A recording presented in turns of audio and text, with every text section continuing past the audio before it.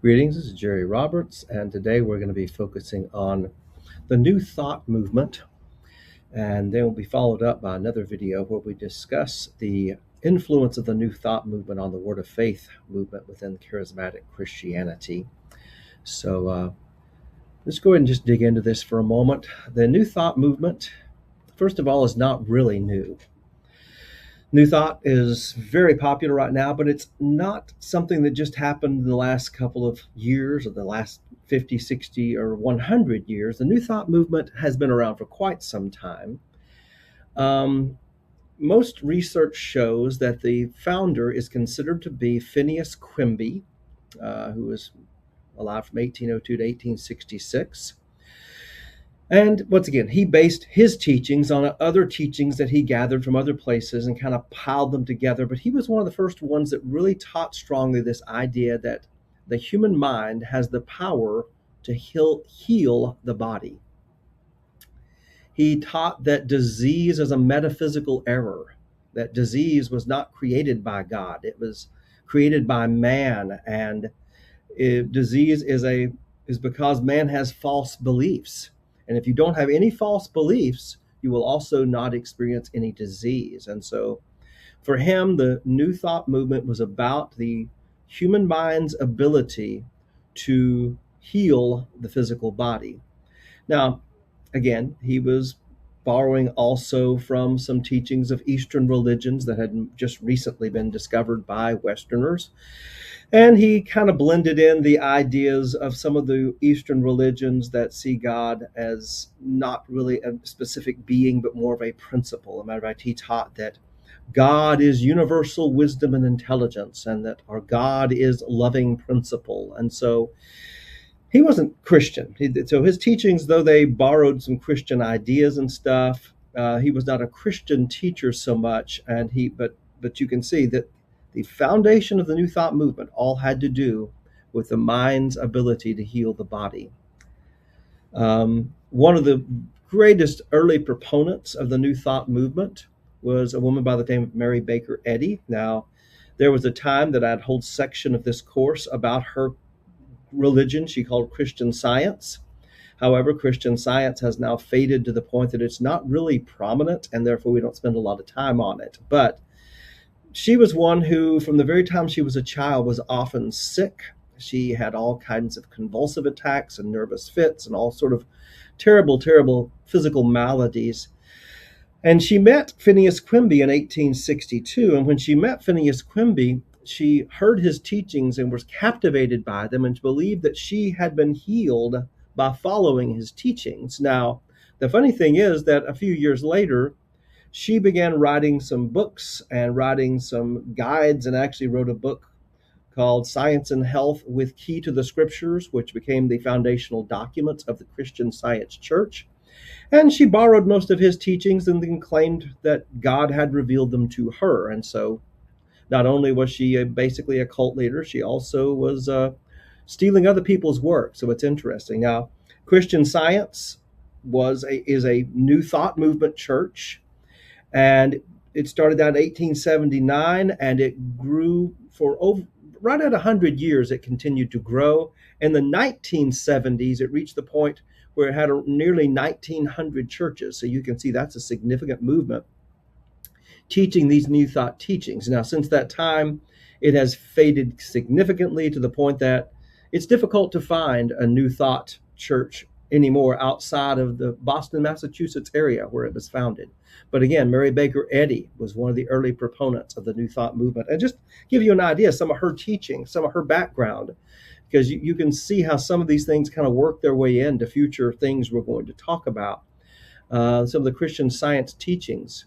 Jesus, she says, Jesus came to save people from the wrong and deceitful belief that such things as sin, sickness, and death exist.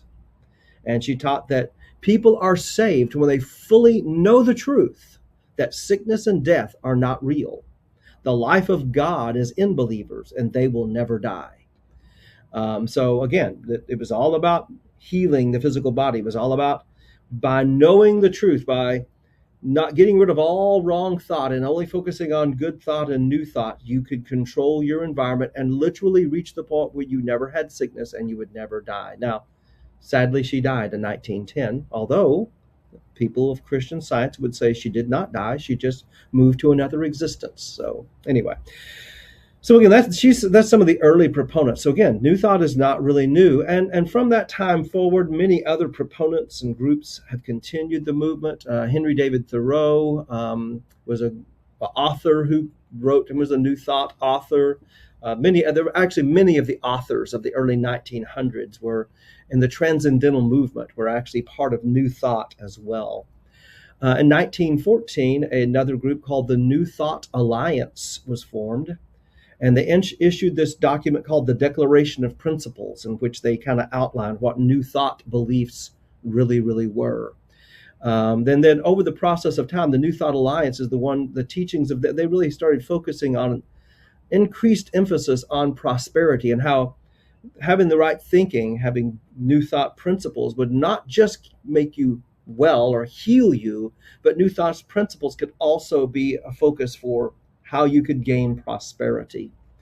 One of the biggest groups today that kind of has taken the place really of Christian Science as far as the center point for what New Thought teaching is unity churches. Unity churches exist all across the U.S. And they were founded in 1922 by Charles Fillmore. And again, you can see New Thought. It's still called New Thought today. You can find books about New Thought that were written in 2025, but New Thought is not new. It's been around for 150 to 160 years, and even the Unity Church has been around for over 100 years. So, and then the last one I want to mention here is a man by the name of E.W. Kenyon, and the reason I bring him in is because of the second half that we're going to be doing on this section. E.W. Kenyon was a Baptist pastor who was heavily influenced by New Thought teachings and really adapted those into his Christian theology. He kind of blended New Thought with Christian theology. Most people consider him the founder of what would be called the positive confession theology. And Kenneth Hagin, that we will address multiple times in this video, considers him his foundational theologian. And so you can see that when back in 1920s and 30s, there were already Christians who were starting to take the teachings of New Thought and bring them into Christianity. So yeah, we're talking about New Thought, and it's present and it's around, but it's also not as new as you think it is. So let's talk a little bit about the New Thought movement. The New Thought today promotes itself as the unveiling of the secret metaphysical laws of the universe that allow people to intentionally manifest joy, wealth, and fulfillment through their thoughts. I actually borrowed that from one of their web pages. So that's not my own thoughts there. I kind of blended together some things they teach, but that's kind of how they teach themselves. And here's the thing we have to be aware of, and this is especially for some of you who are younger, people who are maybe in their teens, 20s, even early 30s. You have been swimming in New Thought teachings most of your life. You've been surrounded by it. You've probably had New Thought teachings that you've experienced while you were in school. You might have had New Thought teachings taught to you by a coach, or especially if you're in some of the arts, or especially if you're in some of the dance or whatever else. New Thought teachings just pervade the internet. They're on every social media platform. There are New Thought teachers and New Thought gurus and people who are trying to get you to take their classes or whatever else. And so New Thought is all around us now.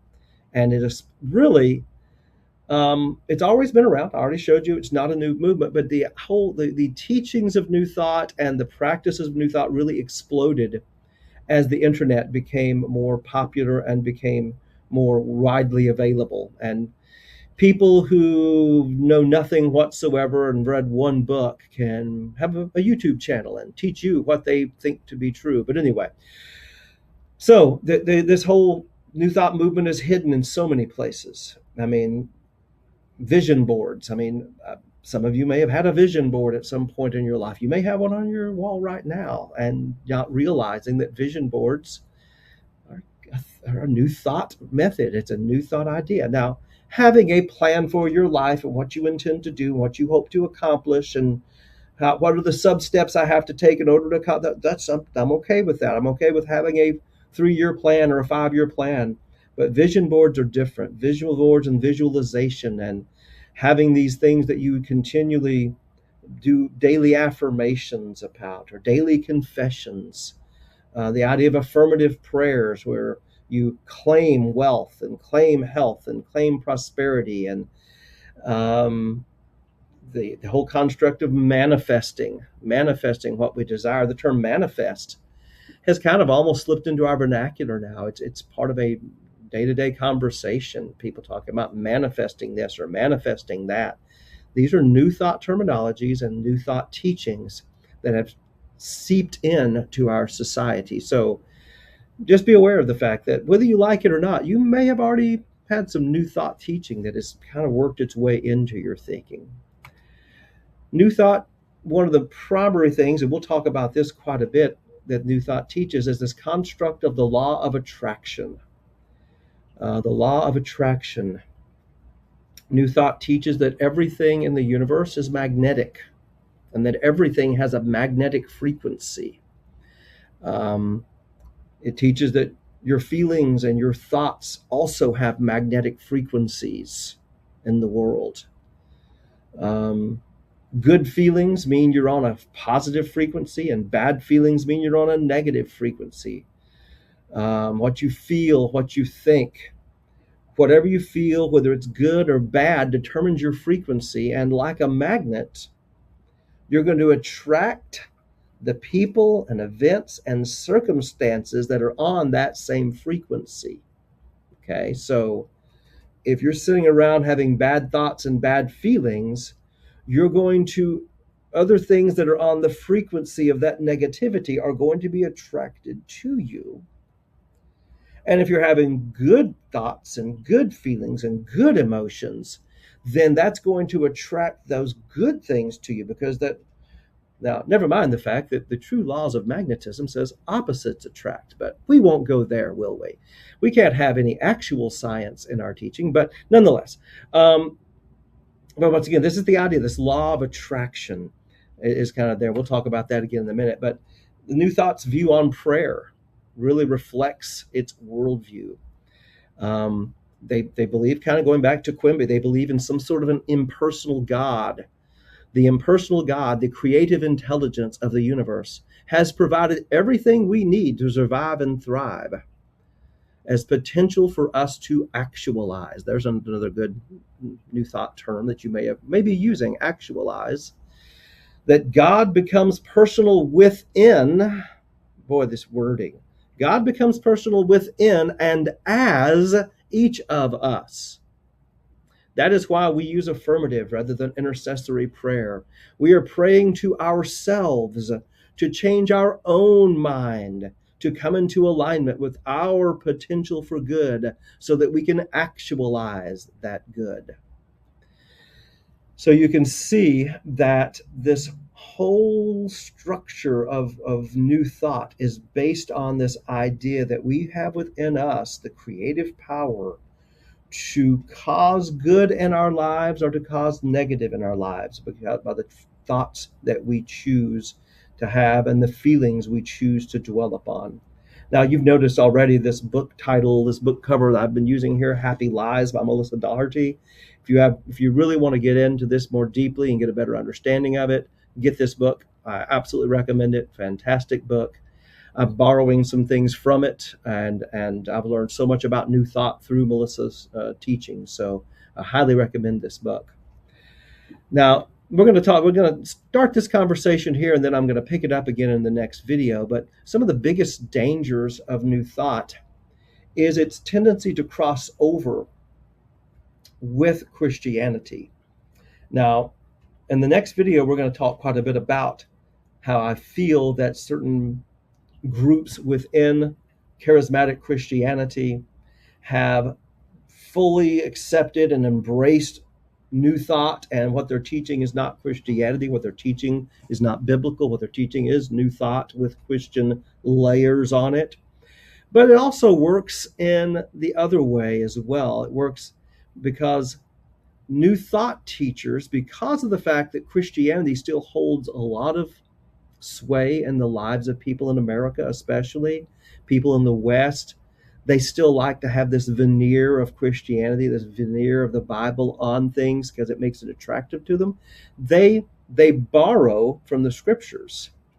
Um, and there's actually the book we talked about already, but there's a book called The Law of Attraction, and this book specifically borrows from scriptures. It borrows from scriptures such as Matthew 6:33 that says, "As a man thinks in his heart, so is he." In other words, you are who you think you are. And if you think yourself this, that's who you're going to be. If you think yourself that, that's who you're going to be. And Matthew 7:7, "Ask and you will receive." And again, totally removing those from their context, totally removing them from the context of who God is, who Jesus is, and who we are in relationship to this almighty creative God, ignoring all of those things and just pulling those verses out. They're able to create this veneer that, oh, that's a Christian teaching. Look at this. We're using the Bible. The real Bible, the real teachings of Jesus taught this. And then actually, I pulled an AI overview. I borrowed from AI here, but allowed them to give an overview of the book. Basically, the idea is that you can attract things to yourself based on your thoughts, based on the idea that you attract the essence of what you're thinking and feeling. For example, if you think positive, you attract positive. If you think negative, you attract negative. But here's the thing about this book that makes it really especially wonderful, because it's using scriptures to try to cover itself with some sort of a veneer of Christianity. But in fact, this, if you look at it very carefully, you can see that the book is called The Law of Attraction, The Basics of the Teachings of Abraham. Well, as a Christian person, you might say, oh, Abraham, you mean like Abraham in the Bible? Well, no. Abraham is a spiritual entity that Esther Hicks, this is written by Esther and Jerry Hicks, Esther Hicks channels this spirit being. And this spirit being knows the secrets of the universe. And so this book was literally written by a demon. Yeah. So anyway, so that's the law of attraction. Like I said, you take a little scripture, throw it on top of it. But here's some of the things that it teaches. To better understand the law of attraction, see yourself as a magnet attracting unto you the essence of that which you are thinking and feeling. It makes no difference whether you want the specifics of it or not. Now, this is the interesting thing. It is the vibrational essence of the subject of your attention that is attracted. That which you really, really, really want, you get. And that which you really, really do not want, you get. Okay, so understand this. It's not just that you can sit there and make these claims that I'm going to have this, I'm going to have that, I'm going to have this, I'm going to have that. If somewhere in your being you doubt or think negatively or thinking, I'm not going to get that, or even though you're making your daily affirmation statements or your daily proclamation statements, if somewhere in your being there is doubt, if somewhere in your being, I'm probably, I've never really succeeded in anything, if that's even in your being at all, you're also going to attract that. So this law of attraction is such an incredible trap. I mean, think about this. This is reality, because you think about the consequences of these teachings. And this is actually borrowed some of these. I borrowed these little excerpts from Melissa's book. If you have a car accident, you didn't have a car accident because the person ahead of you did something dumb. You didn't have a car accident because you looked down at your phone when you should. You had a car accident because you attracted that car accident.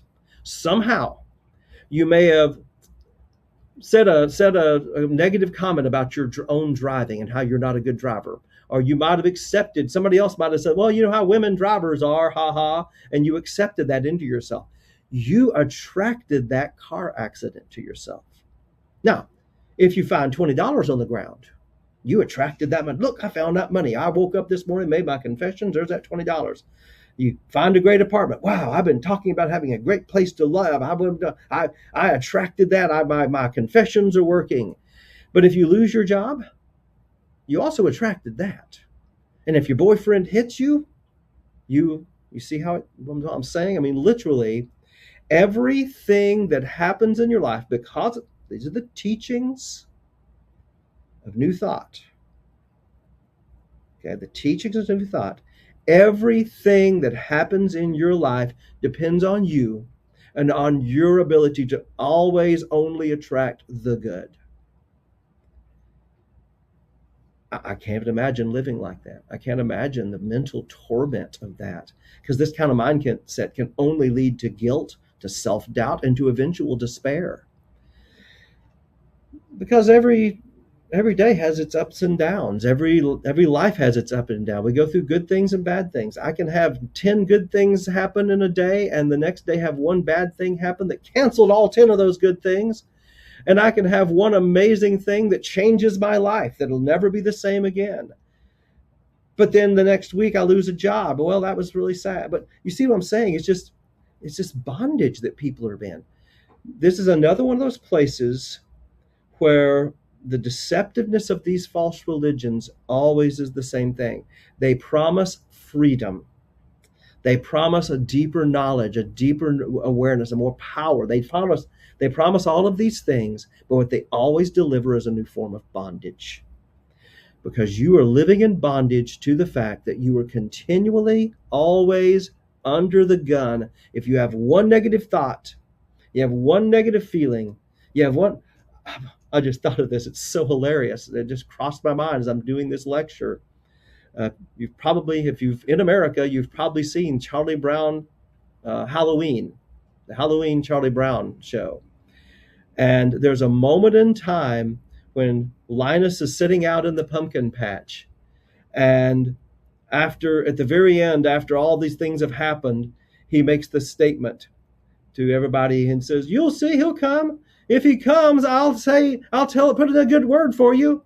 And then he says, "Oh no, I said if he comes. That's just the kind of thing that would make the great pumpkin pass us over." That's New Thought. I mean, I never thought about it before until just now, but that's New Thought. New Thought is, oh no, if I have this one negative thought, that means something negative is going to happen to me. And you can see the absurdity of living in that kind of bondage. And so here's what I want to mention before we even go into the Christian parts of it, which I know probably have influenced something that you've been around. Just want to say, if you've been following some of these teachings, if you got your confession board and you've got your daily affirmations that you're doing and all this kind of stuff, trust in God, pray and intercede to the Father, who there's no shadow of turning in him. Good comes from him, and Jesus said, in this world you're going to have trials and tribulations, but be of good cheer. Okay, not be of good cheer because you're not going to have trials and tribulations, but be of good cheer because I have overcome this world. We have a faith that overcomes this world. That doesn't mean every day is perfect or everything is just the way you wish it to be. It means that in spite of all of those things that you have experienced or are experiencing, you have a faith that is beyond this world, that will go beyond this world and beyond this life. So I want to encourage you to get free from any aspect of these teachings that might be controlling you as well. So, Lord, I pray right now that you would pierce through darkness, pierce through darkened hearts and darkened minds. And God, though even people who think they've been trying to serve you, they've been deceived by these little subtle things. God, help us to trust in you in spite of the things of this world, to not trust in ourselves, to not trust in our own strength or our ability to think the right thoughts. But Lord, by your strength, give us peace in Jesus' name. Amen. We will pick up in the next lecture talking about how this has influenced some of our teachings and churches.